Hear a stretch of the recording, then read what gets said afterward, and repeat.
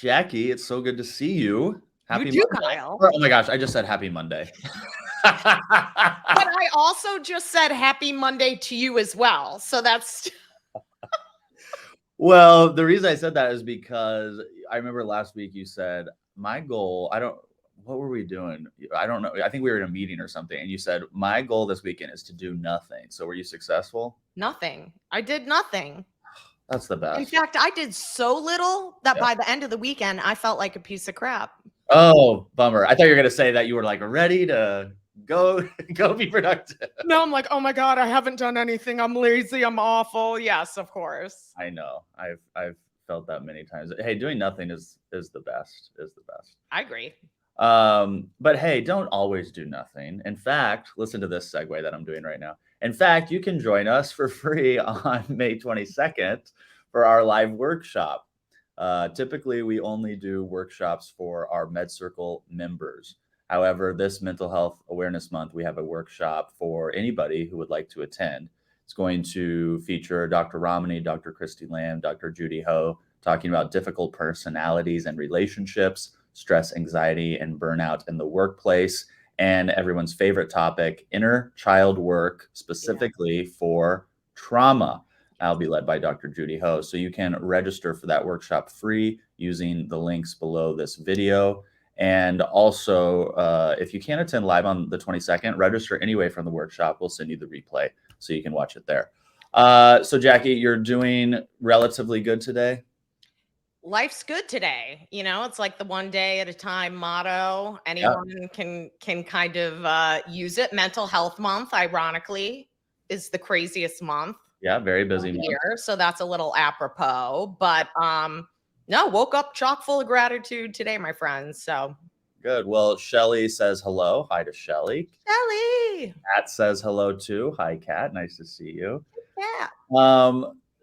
I find, Jackie, that because I work in mental health, a lot of people bring me their mental health topics, problems, issues. And I feel like I've gotten very good at navigating that. But in the beginning of my life, I was terrible at it. If someone came to me because they were depressed, I probably wasn't the best person to talk to. Agreed. And I was depressed. I wasn't either. And I was depressed, and I wasn't the best person to probably talk to. And isn't it kind of like a different muscle? Like, when we're in our stuff, or, I'm in like Jackie's, depression or Jackie's kind of fog. It is a totally different muscle, than being the one supporting. Usually I'm the one, quite frankly, that's probably had to be supported.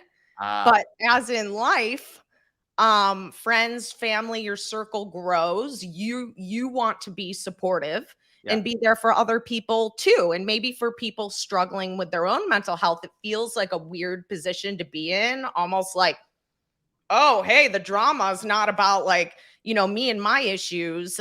This is about me being here for a friend. Like the first time I was on the flip side of an intervention wasn't for me. I was now in the room for someone else I loved. Wow. What was that like? Surreal. It was surreal. Because you had been there? Hell yeah. Because when I was there, it's like, it's kind of a mind, because you know what they're thinking, or at least I'm sure I knew what my friend was thinking at the time, which was everything I thought, you're not super pumped about it, but you also know how important it is to be there and voice your support. So there was never a question about showing up or being there. It just, honestly, until I had started to get healthier, it was a weird hat to wear because I was healthy enough to be there in turn now for someone else. So, I mean, you work in mental health too. Do you find that now people are coming to you and saying and sharing their mental health issues and struggles with you? All I have to say, Kyle, is I work, because, like in America, US small talk, what do you do? What do you do? It's just the way of small talk, right? Yep. So we'll be out, and it really doesn't matter where I am. I could be at a coffee shop. I could be waiting at some retailer, and someone, well, what do you do? Well, I work at, MedCircle. It's a company. We produce mental health content. That's like the go ahead line. Like, this chick's okay because she works in an arena where I bet I could probably tell her anything, which is true. And I'm not going to be shocked or appalled. And the stories then flow. Yeah. Right. So, like, I was putting new flooring into my condo here. Go to the flooring shop. This is what I do. Next thing I know, my awesome sales associate had a relative who struggled with hoarding, right? Which is something I might not know a ton about, but I love the show on A&E, Hoarders. Yeah. So I was like, oh, wow. And here's this woman I just met. And, she's going into her family history, and she's showing me photos of her aunt's place. And really, I mean, and again, like, I don't mind. I'm always a bit like kind of happy. Like, people are so, they're so eager to share, but I mean, you tell someone that you work at basically a mental health company, and the code is tell this person anything. Yeah. They can take it. That's so true. By the way, did you know, I think this might be wrong. Someone can double check this, but we did a series on hoarding disorder. I did it with Dr. Jenny Yip. Yeah. Because hoarding disorder, neither Jackie and I are doctors, but hoarding disorder is, I believe, classified as a type of obsessive compulsive disorder. Yes. And I think the prevalency rate in America is somewhere between 10 and 14 million people struggling with hoarding disorder. I thought they might have said like 100,000 people or something. 10 to 14 million on hoarding. I know we're not here to talk about hoarding disorder, but no, but it's prevalent. It's prevalent, but I mean, I'm preaching to the choir here. I mean, you've been at this much longer, than myself. Does it ever get to the point, though, I'm curious, where maybe you're having a day, we've been on meetings talking about mental health all day, and let's be honest, the subjects are not always light. No. Okay. I mean, this is serious. We're not on a comedy hour, though we try to have fun. Yeah. These topics are very serious. They're very heavy. And I know for myself, I've had to, like, time management with my schedule things with enough buffer in between, depending on who I might be interviewing. I don't know if you do the same thing, where it's like, okay, I've got this interview about this particular disorder today. That's going to take a lot out of me, like a lot emotionally. So, the work itself, I think, can be a little bit more taxing, but I'm preaching to the choir, I'm sure. Yeah, in the early days of my time on MedCircle, it was taxing, probably isn't the right word, but it was a heavy lift to go on camera to listen about, let's just say we're talking about suicide prevention. We're talking about this really heavy topic. And then I'm sharing personal anecdotes. I'm going back to my history and sharing. And then you get out of that, and then you're being filmed and people are watching. And then you get out of that and you're like, okay, I need a Diet Coke and to shut my eyes, So I totally get that. But I think for me, not many strangers talk to me about their mental health. They'll bring up how MedCircle has helped them, and that is always fabulous and great. But my friends who now they will talk to me about mental health more than anybody, and they never did before MedCircle, but now they will talk to me. And I remember a best friend of mine from high school. She was sitting on my couch. This was like 2 years ago. And she goes, I went to the therapist and I got diagnosed with depression, and they put me on whatever med she was put on. And I'm just depressed, Kyle, and I don't know how I'm going to get out of it, blah, blah. So I'm just listening. I'm listening. And then I just said, well, I was diagnosed when I was 9 years old with depression, and I take 40 milligrams of Prozac right now. And she goes, you do? And I go, yeah. She goes, I didn't think you were depressed. I go, oh yeah, honey. Like, and she goes, and you take medication? I go, yeah. She goes, oh my gosh. So she was so surprised by that. And then the next day she texts me and she goes, you just sharing that you went through that has totally changed how I am now dealing with this. And I'm Aw. not saying great job, Kyle. I'm saying when we are brave enough, and I'm not pressuring anyone to do this because not doing it is also a fantastic choice. You don't want to share your mental health with somebody, Right. don't share it with Don't anybody. do it. But when you do have that, when you do have the ability, the time, the desire to share that with somebody else, Yep. I often think that is the one thing you can share that can help them. Oh, Because telling them, well, you need to get more exercise and try to eat better and spend time with people you love and get some hobbies that are interest of you and practice mindfulness. Okay, we all know that. Okay. right. We all read that. We've all heard that. But when you say, hey, me too, I'm depressed, I'm on 40 milligrams of 40 milligrams of Prozac, sometimes people go, oh, okay, it's not Right. just me. This guy that I know is doing it too. No, and humans have, I'm never ceased to amaze me, Kyle, the uncanny ability that us human beings have to hide, mask, and Woo! deceive. Wow, wow. You never know, ever, ever, ever, ever, ever, ever, ever. You never, ever know what someone is going through.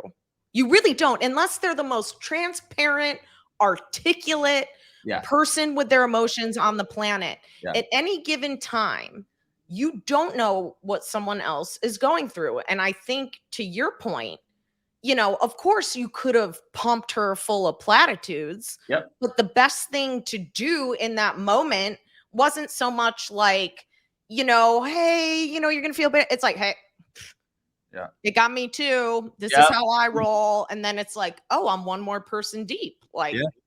okay. Yeah. There's this guy, I'm gonna look him up. We had a workshop this morning for MedCircle members, and it With was Dr. Lamb. She's a psychiatrist out of Southern California, and it was all about guilt and how guilt is different than shame and what to do when you feel guilty and all these things. It was really good. Well, I'm Catholic, so that's often. It's like mom guilt, Catholic guilt, and then I don't know the third one, but Whatever other issues that produce guilt, but yes. so there's this monk named, I won't be able to pronounce his name correctly, but it's Thich Nhat Hanh. And he had this great interview with Oprah that I saw years and years ago, and it talked about compassionate listening. Mm. And compassionate listening is another term for deep listening. Mhm. And it is listening with the intention for the other person to empty their heart. Aw. And the intention is not to help that person, although compassionate listening will often be helpful. The intention is not to advise or direct that person. The intention is to just be the space, the vehicle, the cup, so to speak, for this person to just let it out, to like purge it out, vent it out with no, and you don't have to jump in and say anything. And that's what I always did back in the day, Jackie. If you Yes. came to me and said, Kyle, I'm depressed today, I'd be like, okay, Oh. so we need to go outside and we need to go on a walk and we need to do this and we need to do this and we're going to fix it. Yep. That is not always the best thing to do. That compassionate listening, but you got to work on compassionate listening. It's not easy necessarily. No, I don't think so. A lot of people wait to talk, right? So it's kind of like, you're like, I don't know if you took in a word I said, but I think too, there's how they say like silence is powerful. Sometimes I think, or if I've been really, really, really low, a hug, it sounds silly. Mm-hmm.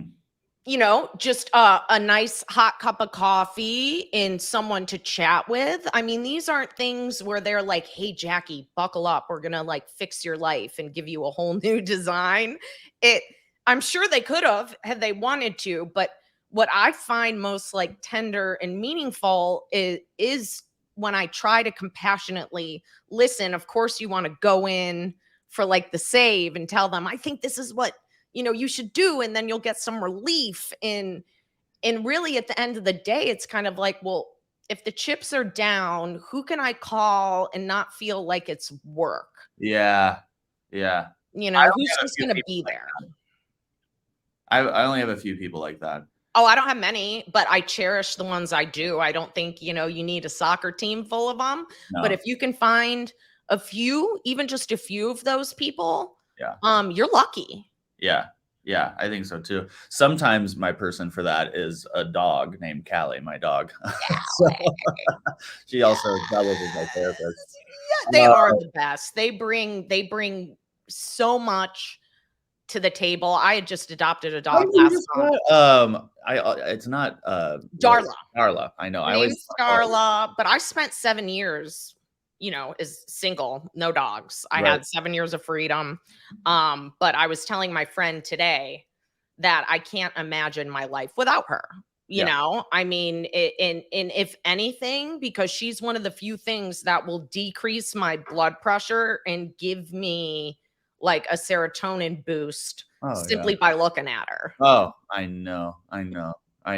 Gosh, I'm thinking about I'm moving this week actually. Exciting. And so I work out of my home. Obviously, that's where I am at Mm. my home studio right now. So I have to set up a new home studio for MedCircle. Oh And I yeah. was talking to Wade, who's live producing this. Hi, Wade. And Wade was like, we should put up a little Cali cam so that when we are doing exercises in the workshops or whatever, and there's just music playing, we just put it on Cali. I'm like, that's a huge yes from me for sure. Okay, so there's two things. I was supposed to cut to a clip earlier than this, but I forgot. But before that, I'm talking to you now, listener, viewer. Do you have relationships in your life with people with difficult personalities? Are you getting stressed or anxious or burnt out at work? Do you have trauma from your childhood that you think inner child work would help? Do you even know what inner child work is? Would you like to know? You can learn all of those things and more for free, no obligation. We are doing a complimentary workshop for Mental Health Awareness Month.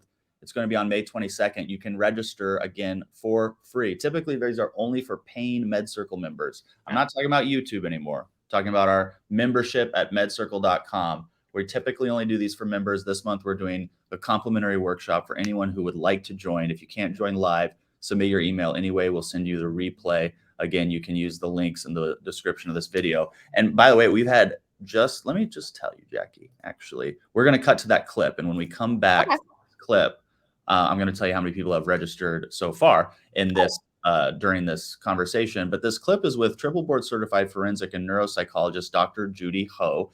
Dr. Judy and I have done a number of series on the topic of grief. It is often the first time or the biggest time where people need support. They need that support when they're going through grief. And here's the opening part of that series. So take a look at this and we'll be right back.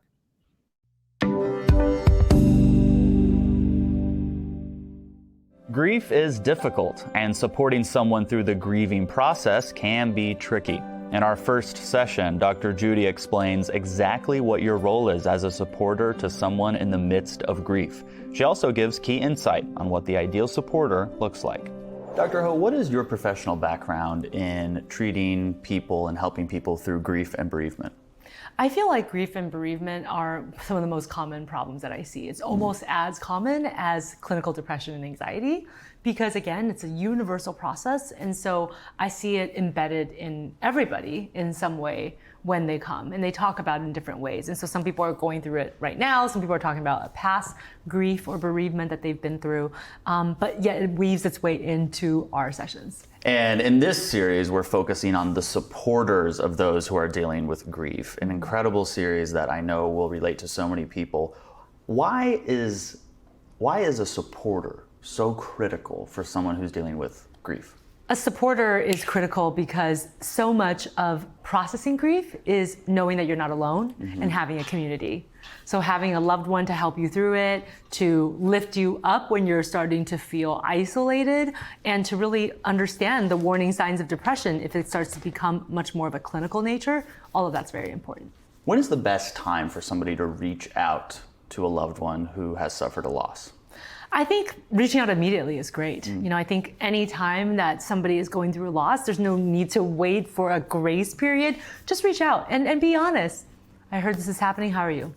I think sometimes when people try to skirt around the issue, they try to dance around the problem, it's actually more uncomfortable for the person who is grieving. So just come out and say, hey, I heard about this. Are you okay? And so this idea of, you know what, they just went through this big deal. I'm just gonna give them some time. No. You're saying don't do that, reach out. Yeah, reach out. And they'll let you know if they want to see you, if they want something in that moment or not. When a big question that supporters get from someone who's suffering is, what could I have done differently to keep this from happening? What could I have done better? Why did this happen to me? They come to the supporter with all these questions that are almost impossible to answer. Right. What does a supporter do?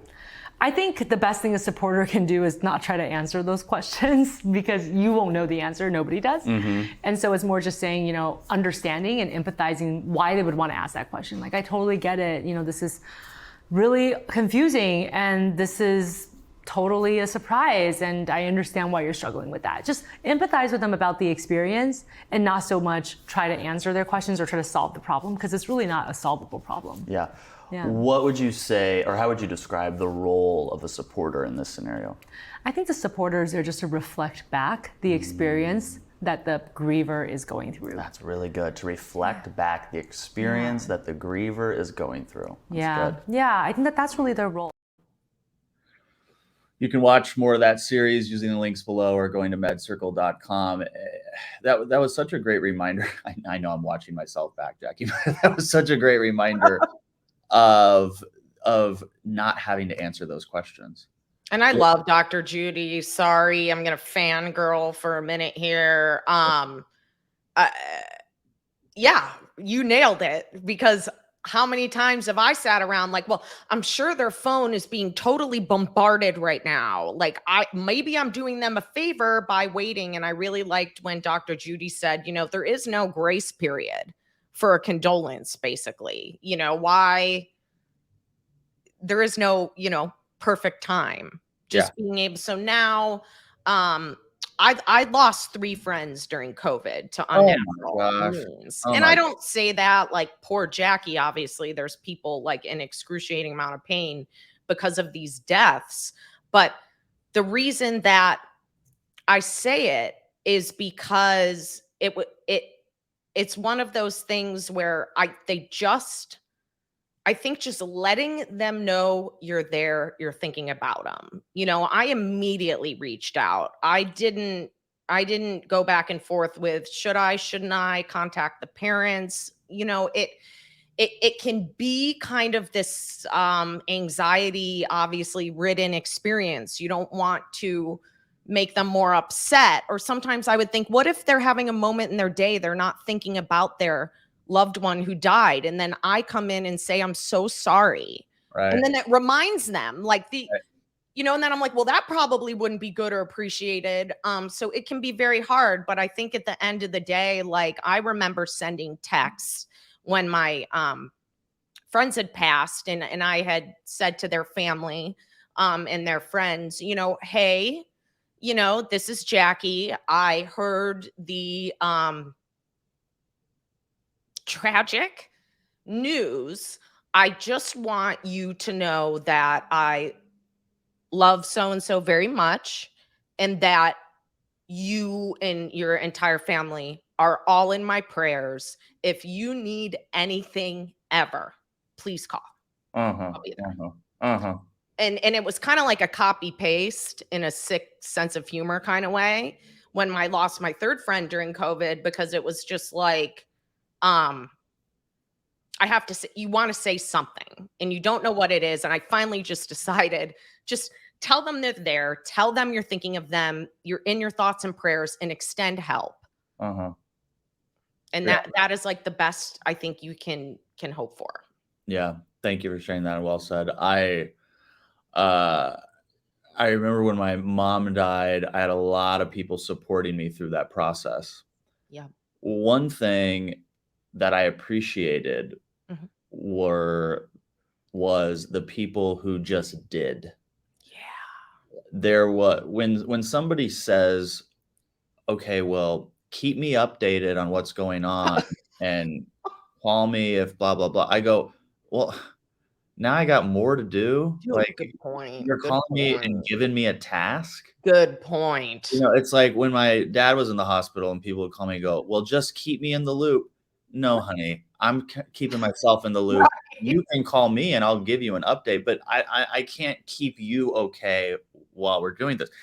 And the people who just did, the people who are like, hey, I did this for you. Got boom. I know you're going through a lot, so I did this for you. I was like, I didn't have to ask you. You just did it. I like the doers. I And love that. the doers for the people who are going through grief in my life. Just, I don't need to call my friend and go, are you doing okay? Well, I'm here for you. And I think that's so good. I think that's so good. What I appreciate is that thing that just shows up in the mail, you know, that help that just arrives without being asked for. I don't know. No, I would that's love to know what people think in the comments section. No, I love that. I love that. That's very well said. Yeah, yeah. That series on grief has helped a lot of people, and we also have another series on grief that's for the individual grieving. And so, no matter what grief you're going through, I think those series have a lot of impact. And again, you can go find those at watch.medcircle.com or medcircle.com. Both will get you there. Now, one more time, I'm going to that we only do this very, very rarely, and I don't want people to miss it. On May 22nd, we have a complimentary live workshop. It'll feature Dr. Romney, Dr. Christy Lamb, Dr. Judy Ho. If you'd like to attend, there is a link in the description. It will take you however fast you can write your email is how long it takes to register. Okay. We're not trying to get information, anything like that. We just need to know how to send you the link so that you can watch the workshop. And if you can't attend live, all good. We'll send you a replay. This is going to be a very engaging workshop, not just talking about what these things are, but what do you do? What do you do? Speaking of doing, we're going to get into the doing in this workshop. So if you're a doer, if you like action, if you like insight, actionable insight, this is the workshop. Go register. I said we've had nearly 100 people register just while we've been talking. I think that's awesome. And just to, like talk way past the sale here, because but the reason I like the workshops, I'd like to tell the audience this. Obviously, I'm a member, I'm a paying member of MedCircle. And I love the workshops. I mean, the content's all obviously amazing, but the cool thing I like about the workshops, if you're someone like me who's been on like 100 different couches, well, not college, I'm talking about. If you're someone who's seen a lot of doctors, been on some couches, what I can tell you is that when I watched my first workshop, I went to myself, I paid a guy $500 for 45 minutes. And in this workshop that I got for my fractional membership fee compared to that, I now almost like I felt robbed. I don't miss workshops because I'm like, I'm getting quality, to your point, like actionable insights from doctors that there is no way in hell I'm going to be able to get in to see them. Yeah. They're in such demand. Yeah. So it's like, I don't even know who would be able to sit on their couch and work with them because of their demand. But the reason I like the workshops and get so geeky about them is because I feel like I know that, you're getting information in these workshops that you would otherwise be paying like $500 for 45 minutes, which really blows your mind. Yeah, I mean, once people experience a workshop, they get it right away. I mean, you had the very similar reaction as most people do. They get in there and they go, oh my gosh, I got the information from the person I needed it from, and I did it in 10 minutes by myself on the phone, no insurance, no waiting rooms. It's not even treatment. It's just the information that you are seeking, Yes. Yeah. Well, I'm glad we're both on page with the workshops. You can register for yours May 22nd. Use the links in the description of this video. And if you need any help, I'm going to give out my MedCircle email address. If you need any help, Kyle@medcircle.com. I'll help you personally. Okay. We have Michaela at support@medcircle.com. You can email her. But if you rather talk to me, I got you. We are here for you. We are your companion to mental health care. We got you. Email me. I'll help you however I can. Jackie, any final thoughts or words on supporting somebody with their mental health struggles? We all need support. Yeah. We all need support, and we're going to be receiving it at certain times, hopefully. And you're lucky if you've received it. You are lucky and fortunate to be able to then in turn give it. And I think there is no more honorable, amazing way to show your love to anyone by just saying, I'm here. Yeah. Oh, I'm here. I'm That's here. all you I'll need to come say. over. I'll take you out. You Yeah. know, we'll go do something fun. Yeah. We'll just someone to be there. Yeah. I'm here. We'll do something fun or we'll do nothing at all, but I am. Absolutely, because I know how to make that fun too. So Yeah. Yeah, I love that. I'm here. That's powerful. That is so powerful. I'm here. Really good. yeah. My last 2 cents is that if you're the supporter of somebody, you still need support. Okay. When I was supporting some Yeah. family members last year, I had multiple support systems for me Thank God. because Yep. being a supporter often it requires you to have your own support because it was Absolutely. exhausting. Yeah. Yeah. So get that support. You don't have to do this alone. Please don't. Never. Yeah. This is great. Jackie, I love seeing you. We'll be back next week with Love another you too. live discussion in honor of Mental Health Awareness Month. I'll see most of you, or at least another 100 of you, on the May 22nd live workshop. I'm so excited for that. And thanks again, Jackie. Kyle, love ya. Good to see you, buddy. Love you too. Okay. Thanks for watching. Hit that subscribe button. I'm Kyle Kittleson. Remember, whatever you're going through, you got this.